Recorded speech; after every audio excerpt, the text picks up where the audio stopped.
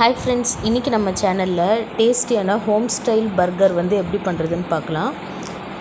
இந்த பர்கர் ரொம்பவே டேஸ்ட்டாக இருக்கும். ஒரு பர்கர் பன் வாங்கி நம்மளே வீட்டிலே ப்ரிப்பேர் பண்ணலாம். இது சின்ன பசங்களுக்கெலாம் ரொம்ப பிடிக்கும், ரொம்ப டேஸ்டியாக இருக்கும். வாங்க எப்படி பண்ணுறதுன்ட்டு பார்க்கலாம். ஃபஸ்ட்டு ஒரு கடாயில் கொஞ்சமாக எண்ணெய் சேர்த்துக்கிறேன். அதில் ஒரு வெங்காயத்தை கட் பண்ணி வதக்கிக்கலாம். இப்போ நம்ம வெஜிடபிள்ஸ் கேரட்டு, பீன்ஸ் எடுத்திருக்கேன், பச்சை பட்டாணி, மற்றபடி வேறு என்ன வெஜிடபிள்ஸ் பிடிக்குமோ நம்ம அந்த வெங்காயத்தோடு மிக்ஸ் பண்ணிக்கலாம். இது காரத்துக்கு கொஞ்சமாக மிளகாய் பொடி சேர்த்துருக்கேன், கொஞ்சம் சாட் மசாலா சேர்த்துக்கிறேன். இப்போ அதை நல்லா ஒரு 2-3 மினிட்ஸ் வதக்கினீங்கன்னா போதும். இப்போ இஞ்சி பூண்டு பேஸ்ட் ரெடி பண்ணி வச்சுருக்கேன். இது 2 உருளைக்கிழங்கு மேஷ் பண்ணி வேக வச்சு மேஷ் பண்ணியிருக்கேன். அதையும் இந்த இதோடு நம்ம மிக்ஸ் பண்ணிக்கலாம், கொத்தமல்லி போட்டு. இப்போ இந்த மாதிரி உருண்டைகளாக பிடிச்சி வச்சுருக்கேன். இப்போ இதை குட்டி குட்டி உருண்டைகளாக நம்ம பிடிச்சி வச்சுக்கலாம்.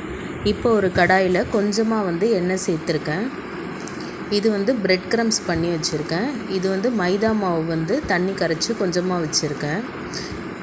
இப்போ இந்த உருண்டைகளை இந்த மைதா மாவு தண்ணி மிக்சரோடு கொஞ்சம் டிப் பண்ணிவிட்டு பிரெட் க்ரம்ஸில் கொஞ்சம் பிரட்டி எடுத்துக்கலாம்.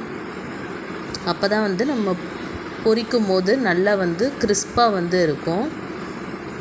பிரெட் க்ரம்ஸ் எப்படி பண்ணுறதுன்னா, ப்ரெட்டை சும்மா ட்ரை ரோஸ்ட் ஒரு 2 மினிட்ஸ் பண்ணிவிட்டு அதுக்கப்புறம் நம்ம மிக்ஸி ஜாரில் பொடி பண்ணி வச்சோன்னா பிரெட் க்ரம்ஸ் ரெடி ஆகிடும்.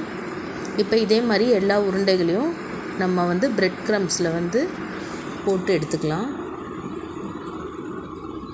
இப்போ கடாய் நல்லா சூடாகிடுச்சு. இப்போ நம்ம ஒரு பிரெட் க்ரம்ஸாக இப்படியே போட்டு பொரித்து எடுத்துக்கலாம். இப்போ எல்லாமே பொரித்து எடுத்தாச்சு. இப்போ நம்ம அந்த பேட்டி ரெடி பண்ணிட்டோம். இப்போ இந்த பர்கர் பன் கடையில் கிடைக்கும். அதை இப்போ நடுவில் நம்ம கட் பண்ணிவிட்டு அதில் மயோனைஸ் கொஞ்சமாக அப்ளை பண்ணிக்கிறேன். லெட்யூஸ் மேலே தூவிக்கலாம். வெங்காயம் ஒரு பீஸ் சேர்த்துக்கலாம். இப்போ நம்ம பண்ண அந்த கட்லெட் மாதிரி பண்ணியிருக்கோம் இல்லையா, அந்த பேட்டி, அதை நம்ம போட்டுக்கலாம். இது வெறுமையே சாப்பிட்டாலும் இந்த கட்லெட் மாதிரி பண்ணது ரொம்ப நல்லாயிருக்கும். சீஸ் நடுவில் சேர்த்துக்கிறேன். டொமேட்டோ கெச்சப் இல்லை டொமேட்டோ எது வேணால் நம்ம சேர்த்துக்கலாம். இப்போ நமக்கு ஹோம் ஸ்டைல் பர்கர் ரெடி ஆகிடுச்சு. இந்த வீடியோ பிடிச்சதுன்னா கண்டிப்பாக நம்ம சேனலை சப்ஸ்கிரைப் பண்ணுங்கள், ஷேர் பண்ணுங்கள். தேங்க்யூ ஃபார் வாட்சிங்.